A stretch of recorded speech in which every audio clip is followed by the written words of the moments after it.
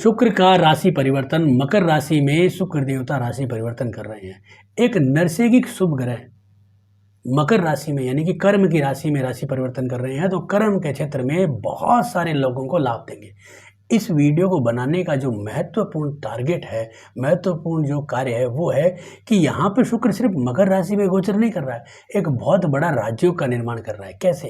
क्योंकि आप देखिए कि जो शुक्र देवता हैं, आपके सामने जो स्क्रीन पे जो कुंडली है उसमें देखिए कि शुक्र देवता जो है वो मकर राशि में गोचर करेंगे, तो वहाँ पे मकर राशि का जो मालिक है शनि, वो पहले से वहाँ पे विराजमान है। तो एक बहुत बड़ा राजयोग यहाँ पे दे रहा है कि भाई जो शुक्र जिसकी राशि में गोचर कर रहा है वहाँ पे शनि बैठा है, जो ससा नाम का पंच महापुरुष योग बना के बैठा है, तो एक लाभ होता है। साथ में शुक्र और शनि दोनों मित्र हैं।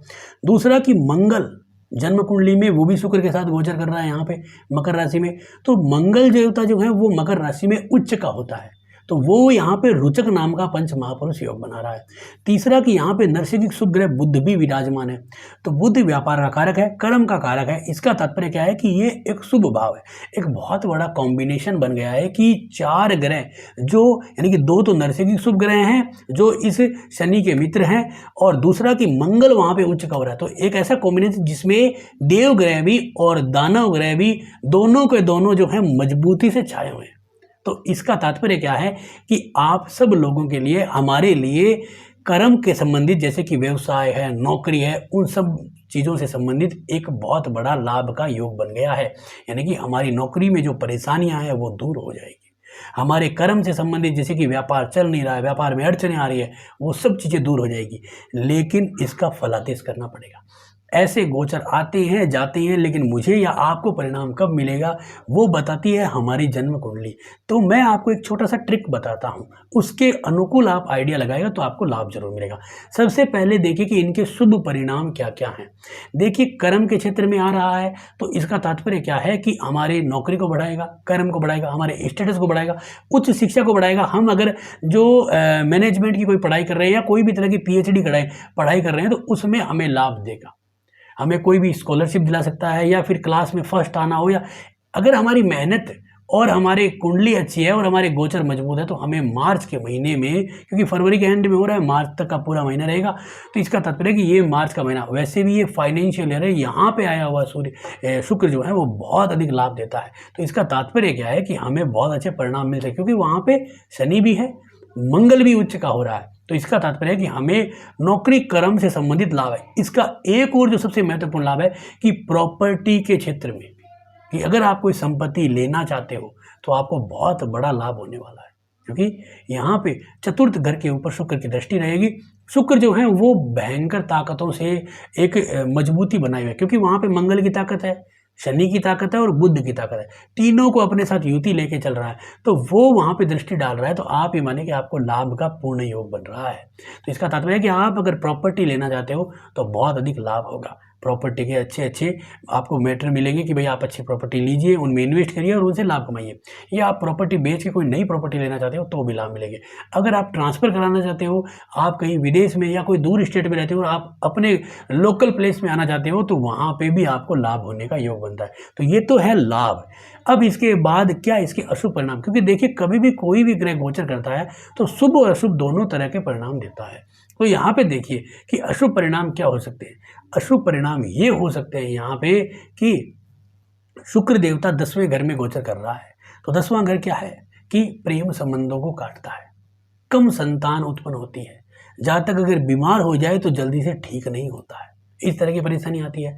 घर में जो है वो बच्चों की संख्याएं कम होती है, और जातक जो है वो ज़्यादा से ज़्यादा समय जो है वो प्रोफेशनल लाइफ में ही बिताता है, वो पारिवारिक सुखों की कमी रहती है उसको। दूसरा कि जातक के पास मकान बहुत सारे होते हैं, लेकिन उनका सुख भोगने का समय कम होता है। इस तरह की चीज़ें यहाँ पे शुक्र देता है। साथ में सबसे महत्वपूर्ण इसका जो रिजल्ट आता है कि वैवाहिक सुखों में कमी करता है, संतति में कमी करता है, कोई प्रेम संबंध चल रहा है तो उसे भी काटता है, और शरीर की रिकवरी को भी रोकता है। तो इस तरह के शुभ और अशुभ परिणाम मिलते हैं। अब यहाँ पे जो इसको फलादेश कैसे करेंगे, देखिए समझदारी की काम क्या है कि देखिए आपकी जो दशा अंतर्दशा चल रही है उसके अकॉर्डिंग और आपकी जन्म कुंडली के अकॉर्डिंग आपको परिणाम मिल रहा है। अब हमारी जो दशा चल रही है, मान लीजिए वो ऐसे ग्रह की चल रही है जो इन चारों ग्रहों से कोई नहीं है, तो एक तो ये हो गया। यह जो अंतर्दशा, महादशा और प्रत्यंतर दशा, यहाँ पे प्रत्यंतर दशा को लीजिए क्योंकि शुक्र का गोचर छोटा है, प्रत्यंतर दशा जितना ही होगा। अब यहाँ पे क्या करना है कि आप अंतर्दशा को भी ले लीजिए, दोनों को ले, लेकिन मेन जो आपका फोकस होगा वो प्रत्यंतर दशा पे होना चाहिए। अब यहाँ पे आपको ये देखना है कि शुक्र अगर उस ग्रह को दृष्टि से देख रहा है या उसके ऊपर राशि संबंध बना रहा है, जैसे कि शुक्र की एक ही दृष्टि है 7वीं और राशि में है मकर में, तो अगर आपका दशा अंतर्दशा या प्रत्यंतर दशा का स्वामी तीनों में से जो भी ग्रह अगर इन 2 राशियों में बैठा है तो फिर आपको ये परिणाम मिलेंगे। अन्यथा आपके पास सिर्फ एकादशी का व्रत करने के अलावा कुछ नहीं है, क्योंकि आपको कुछ नहीं मिलने वाला है। ये फालतू के पाखंड होते हैं कि भाई शुक्र यहाँ पे आ रहा है, मालामाल कर देगा, 10 लोगों को ये कर देगा, 15 को ये कर देगा, 5 राशियों का भाग्य उदय, 6 राशियों का भाग्य फूट जाएगा।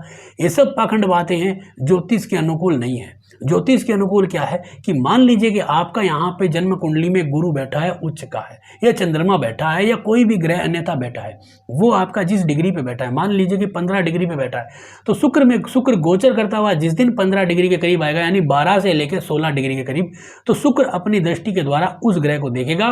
तो अगर आपका प्रॉपर्टी के विचार हैं तो वहां पे ज्यादा से ज्यादा प्रॉपर्टी के योग बनाए, क्योंकि वो चतुर्थ ग्रह है तो प्रॉपर्टी के लाभ के योग दे देगा।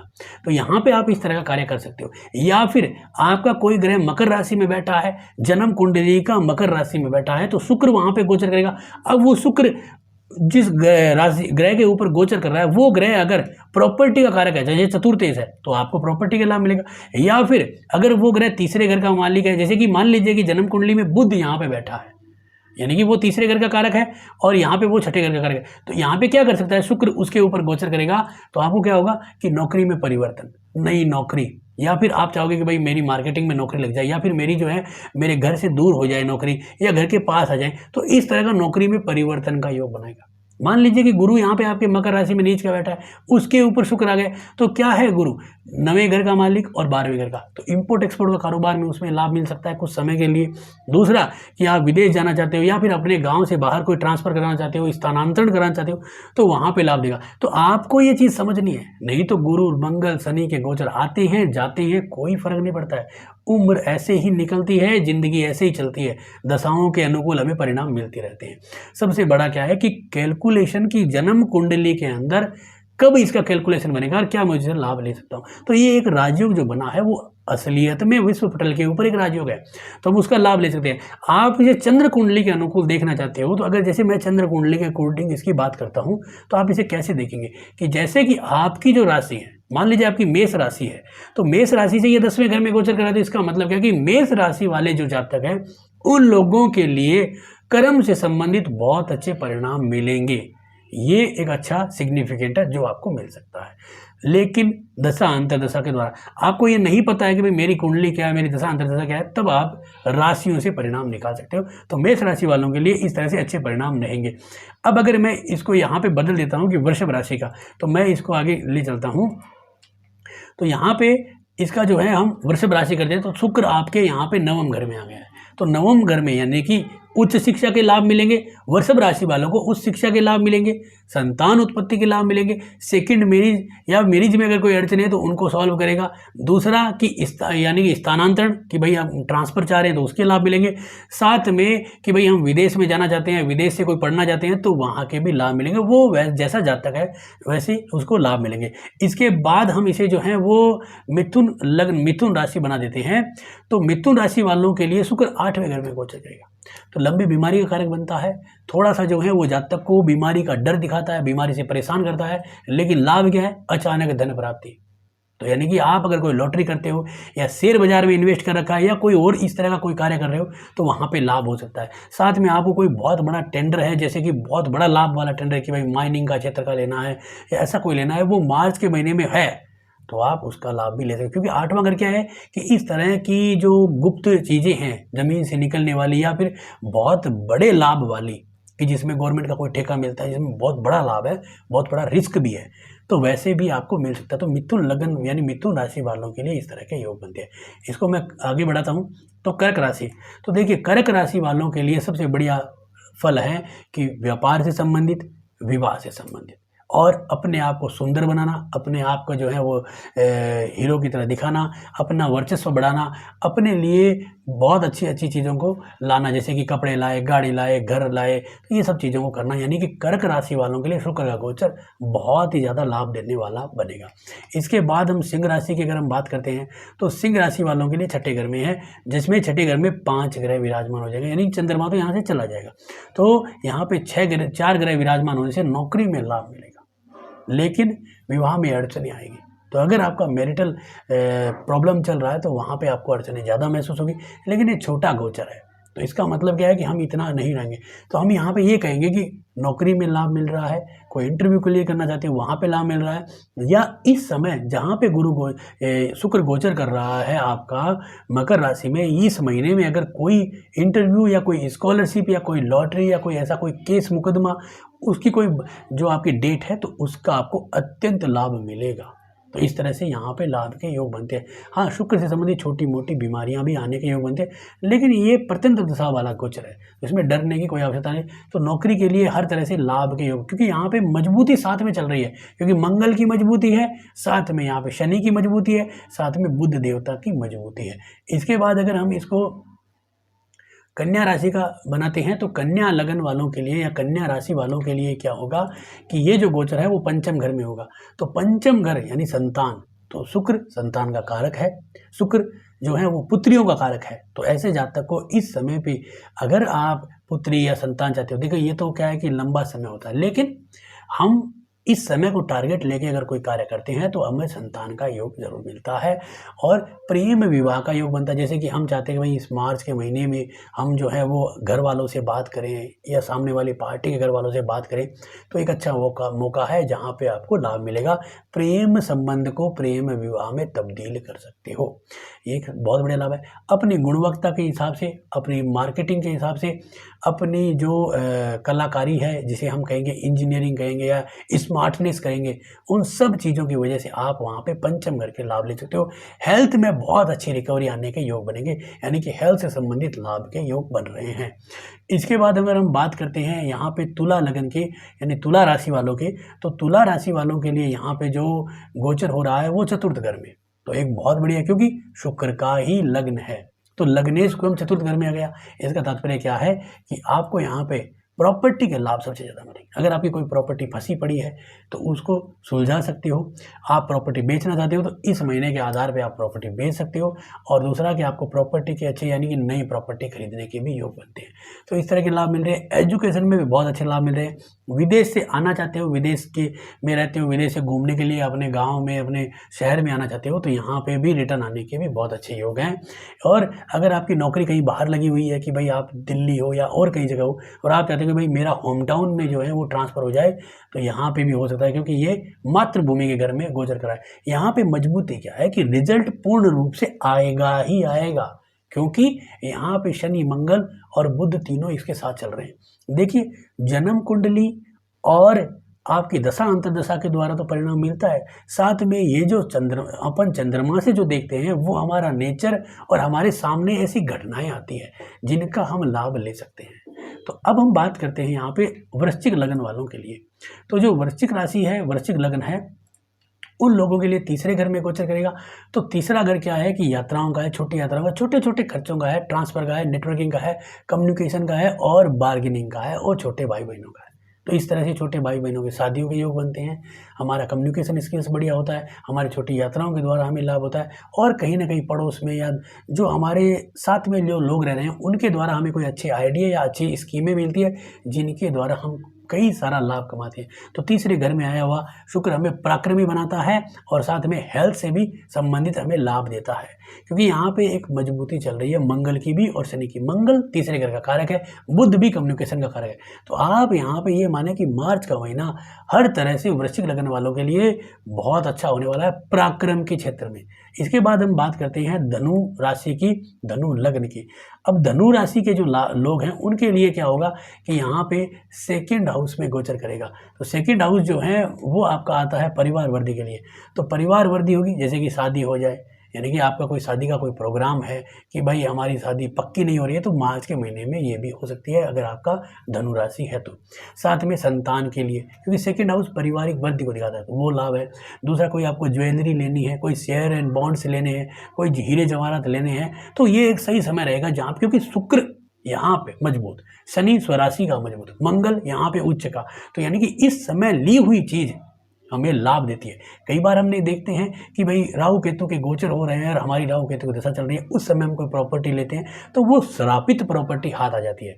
तो ये क्या है, एक शुभ समय है। इस पे ली हुई प्रॉपर्टी, जैसे इस समय मैंने गाड़ी ले ली मान लीजिए, तो वो गाड़ी क्या हमेशा अच्छी चलेगी, कोई दिक्कत नहीं है, मैं चलाऊंगा, मेरे बच्चे भी चलाएंगे, और कभी भी उसमें इतना कोई रिपेयरिंग और बहुत खड़ा खर्चा नहीं आएगा। एक कुछ लोग अशुभ समय पे गाड़ी लेते हैं, वो हर तीसरे दिन जो है परेशान करती हैं हमें, क्यों? क्योंकि वहाँ पे शुभ समय नहीं चल रहा होता है। तो ये एक शुभ समय है प्रॉपर्टी का, यानी कि धन से संबंधित चल अचल संपत्ति बनाने का।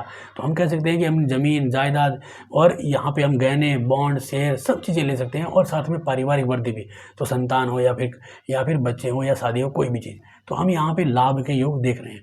इसके बाद अगर हम मकर लगन की बात करते हैं, तो मकर राशि के जो जातक होंगे उन लोगों के लिए जो शुक्र है वो लगन में गोचर करेगा, शादी के परिणाम बनाएगा, क्योंकि वो सीधी अपनी दृष्टि से सातवें घर को देखेगा, तो विवाह के परिणाम। साथ में आपको जो है और मजबूत, सुंदर और लोगों की तरफ आकर्षित करने वाला एक कम्युनिकेशन, एक नई चीज़ लाने वाला व्यक्ति बनाएगा। साथ में आपकी स्थिरता को बढ़ाएगा, क्योंकि लगन पे आ रहा है, दिमाग तेज होगा, आप नई नई चीज़ों को सोचोगे, नई नई प्लान बनाओगे, और हर तरह से आप अपने आप को आगे आओगे, फ्रंट में आके कोशिश करोगे कि भाई मैं ये कार्य कर सकता हूँ, मैं इस कार्य को संपूर्ण रूप से करूँगा। तो ये चीज़ें कहाँ से आती है? लगन के गोचर से, और विवाह के लाभ दे ही रहा है, तो इस तरह से हमें कई सारे लाभ के योग बन रहे हैं। तो मकर लगन वालों के लिए, मकर राशि वालों के लिए एक बहुत अच्छा समय मिलने वाला है। इसके बाद अगर हम बात करते हैं कुंभ राशि वालों के लिए, देखिए कुंभ राशि वालों के लिए 12वें घर में गोचर कर रहा है। अब आप सबको पता है, ज्योतिष में जो लोग नए हैं पुराने हैं सबको पता है कि शुक्र 12वें घर का एक बहुत बड़ा राजयोग होता है, यानी कि विदेश का काम, विदेश का सेटलमेंट, इन्वेस्टमेंट, खर्चे। तो यहाँ पे एक तो आपको रिस्पॉन्सिबल बनाता है कि भाई आपके ऊपर एक रिस्पॉन्सिबिलिटी आ जाए, यानी कि विवाह हो गया, अब भाई आप सब कमाओ और खाओ और सबको खिलाओ और मौज करो। तो यहाँ पे इस तरह की रिस्पॉन्सिबिलिटी देता है, कमाने के लिए विदेश जाने के या फिर अपने घर से दूर जाने के, नौकरी के, इन सब चीज़ों के काम में लाभ देता है। साथ में आपको मकान बनाना है तो उसके लिए खर्चे का इन्वेस्टमेंट करना, आपको बच्चों को पढ़ाई के लिए भेजना है उसका इन्वेस्टमेंट करना, हर तरह से आपको लाभ के योग बनाएगा। तो 12वें घर के शुक्र को इसीलिए काम महत्वपूर्ण कहा गया है, क्योंकि वो आपको रिस्पॉन्सिबल बनाता है। तो इसमें यहाँ पे लाभ मिलेगा, क्योंकि यहाँ पे बहुत सारे ग्रह इसके साथ गोचर करेंगे इसीलिए। और इसके बाद अगर हम देखते हैं तो मीन लगन, देखिए मीन लगन के लिए सबसे बड़ा राज्य क्या है, क्योंकि शुक्र लाभ घर में गोचर करेगा। 11वें घर को कुम्हार का घर कहा गया है, यानी कि कुम्हार के घर में जो मिट्टी होती है, कुम्हार उस हर तरह की मिट्टी का लाभ लेता है, किसी भी तरह से उसको आकार देके बेच सकते लाभ लेता है। तो 11वां घर इस तरह का लाभ का योग बनाता है। तो यहाँ पे बैठा हुआ शुक्र क्या है, हर तरह की कला में पारंगत है, चाहे वो हल्की हो, भारी हो, या अच्छी हो, नहीं हो, सामाजिक हो, असामाजिक हो, हर तरह की कला में पारंगत है। क्योंकि शुक्र जो है वो गुरु से भी बना है, शनि से भी बना है, और राहु से भी बना है, और बुध से बना है, यानी 4 ग्रहों का मिश्रण है शुक्र में, क्योंकि उसके पास हर तरह का ज्ञान, नॉलेज, शारीरिक ताकत, बुद्धि और हर तरह की जो भी तरह का छल कपट सब है। तो इसी प्रकार शुक्र का लाभ घर में होना ये माने कि आपको हर तरह से पारंगत कर रहा है, आप जो इच्छा चाहते हो वो सब लाभ ले सकते हो। शुक्र की जो एक दृष्टि है वो पंचम घर पे आएगी, तो संतान का लाभ देता है, प्रेम विवाह का योग बनाएगा, एजुकेशन में लाभ देगा, गुणवत्ता का लाभ देगा, जुआ सट्टा लॉटरी इनके भी लाभ देंगे। लेकिन ये सारे असामाजिक कार्य हैं, लेकिन फिर भी लाभ तो होगा ही होगा। तो इस तरह के लाभ ले सकते हैं हम। साथ में पार्टनर से भी लाभ, पार्टनर को लाभ, बड़े भाइयों से लाभ, हर तरह के लाभ हमें होने वाले हैं। तो शुक्र के जो गोचर के द्वारा हमें इस तरह से लाभ मिलता है। तो आज का ये जो वीडियो था ये शुक्र के गोचर के ऊपर था, किस तरह से फलित करें वो भी मैंने बताया, और हर तरह की राशियों के ऊपर किस तरह के परिणाम होंगे उनके बारे में बताया। तो आपको कैसा लगा जरूर बताएं, अच्छा लगा तो लाइक करें, शेयर करें, सब्सक्राइब करें। धन्यवाद दोस्तों।